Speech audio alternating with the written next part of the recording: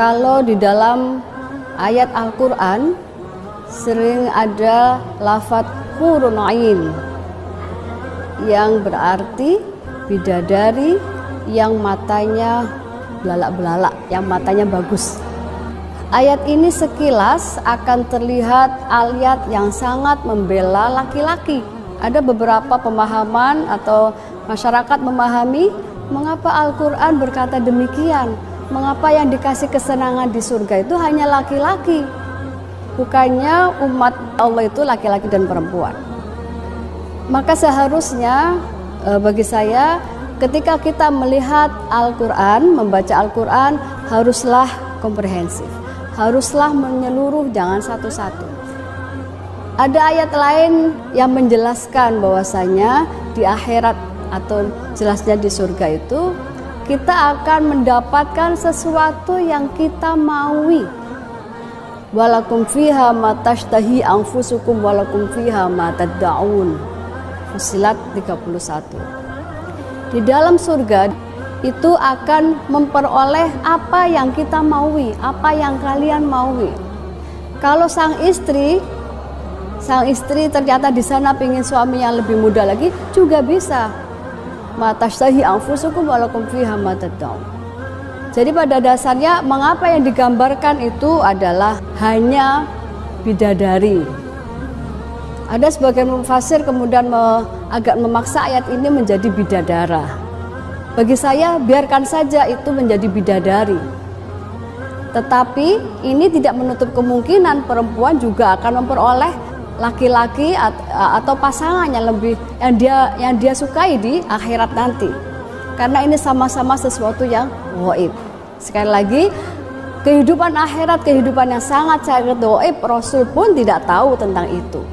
Maka yang digambarkan di dalam Al-Quran itu adalah sebuah motivator, gambaran bagaimana orang bisa beribadah lebih baik dengan motivator diberikan surga, gambaran sedemikian rupa.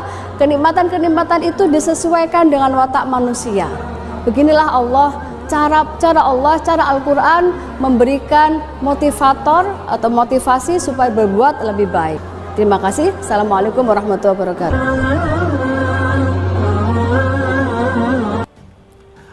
Tadi kita sudah lihat ya video ibu ini ya, apa yang kita sudah dengar. Tentunya saya tidak bisa jabarkan secara eksplisit, secara detail. Kenapa? Karena memang ada ayat-ayat Quran yang saya tidak hafal ya. Kalau nanti saya sebutkan bersalahan itu justru nanti jadi masalah, menjadi problem.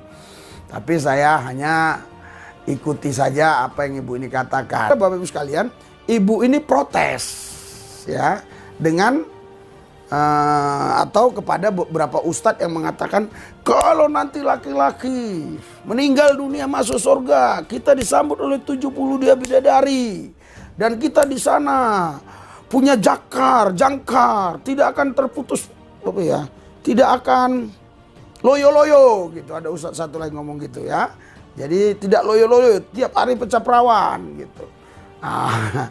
Jadi saudara, ibu ini protes. Ternyata dia punya ayat juga yang jitu bahwa perempuan juga dia bisa pilih laki-laki katanya. Jadi laki-laki itu muda-muda ya.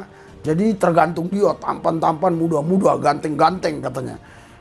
Kata ibu ini, kalau wanita masuk surga ya, nanti dia tinggal pilih itu pangeran-pangeran yang sudah disiapkan ya, yang mau ngelayani dia ya, yang mana kek itu suka hati dia gitu. Coba kita dengar ini apa yang kata Ustadz Somad. Dengar. Wanita yang terlintas di pikirannya ingin dapat 7 pangeran tak masuk surga. Kalau ada ibu berpikir akan masuk surga lalu punya suami 7, itu dijamin tak masuk surga. Kenapa laki-laki selalu disebut punya banyak bidadari? Beda laki-laki dengan perempuan. Laki-laki itu poli, sedangkan perempuan itu mono. Mono itu artinya satu, sedangkan laki-laki itu poli. Poliklinik, banyak klinik. Politeknik, banyak teknik. Poligami, perempuan kalau dia sudah cinta satu-satu itulah sampai mati. Kalau ada perempuan cintanya berbagi 2, itu perempuan error. Kalau laki-laki enggak. Laki-laki itu dia bisa membagi cintanya kepada unlimited edition. Tapi Allah mengharamkan lebih. Fankihu ma taba lakum minan nisa'i masna wa thulatha wa ruba'. Tapi ayat itu jangan dipotong.